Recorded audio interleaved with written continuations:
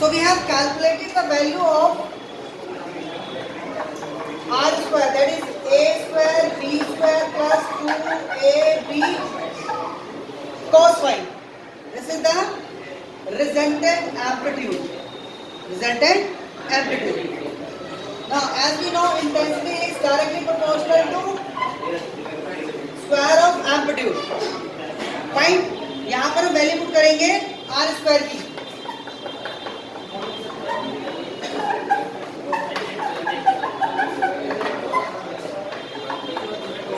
बातें नहीं. So I equal to k a square plus b square plus 2ab cos phi. In case of constructive interference, write down. For constructive interference, intensity tends to maximum, because in case of constructive we know intensity remain maximum. तो इस equation के अंदर, equation 1 के अंदर intensity maximum कब होगी? जब तक cos phi मैक्सिमम होगा. बाकी सारी वैल्यू तो कांस्टेंट है. तो इंटेंसिटी मैक्सिमम होगी जब तक cos phi मैक्सिमम होगा. और cos phi की मैक्सिमम वैल्यू क्या होती है? 1. अगर cos phi 1 है, उस केस में phi की वैल्यू क्या हो जाएगी? 0,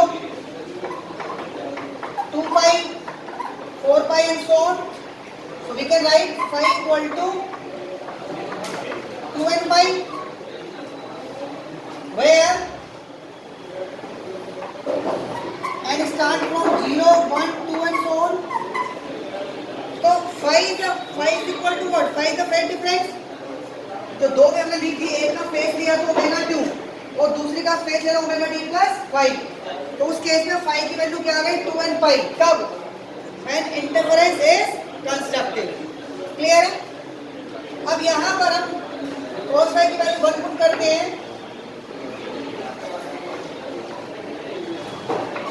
I become maximum.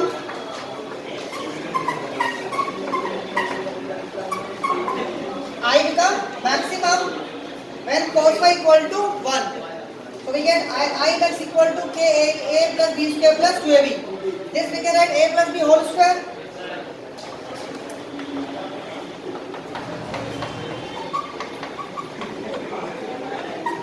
Say equation second. Now we just find the condition for destructive interference.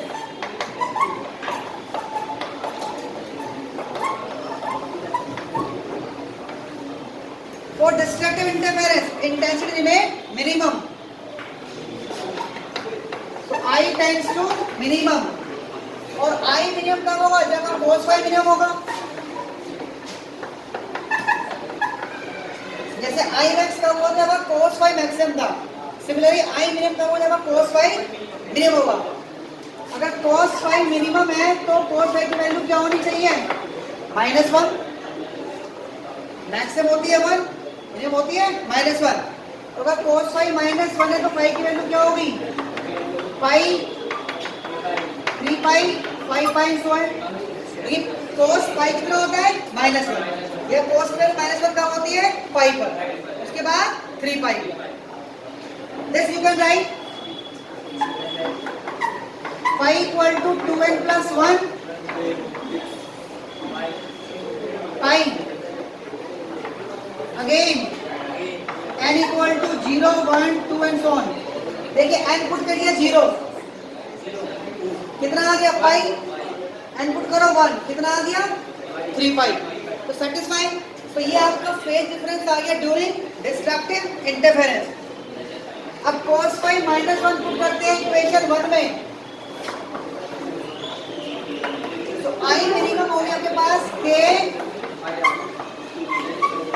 a square b square minus 2ab.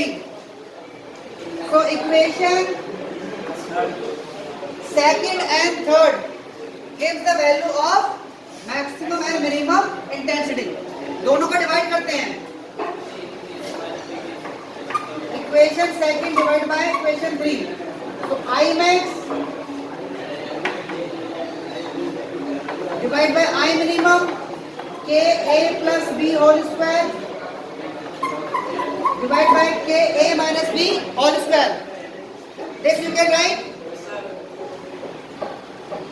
I max divide by I minimum equal to A plus B divide by A minus B whole square.